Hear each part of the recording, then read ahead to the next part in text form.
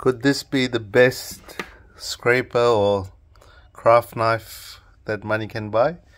Time will tell. Anyway, I got this from Bunnings. I can't remember, I think it was around $22. It came with 5 blades. I took a bit of time looking at it because I had a Stanley one before, which had this really fiddly blade changing mechanism where you had to press really hard to eject the blade, then you had to pull the blade out with your other hand.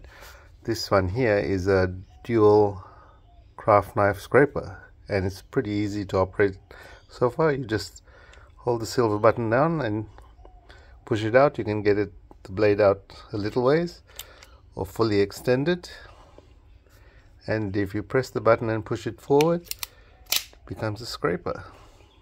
Pretty impressive.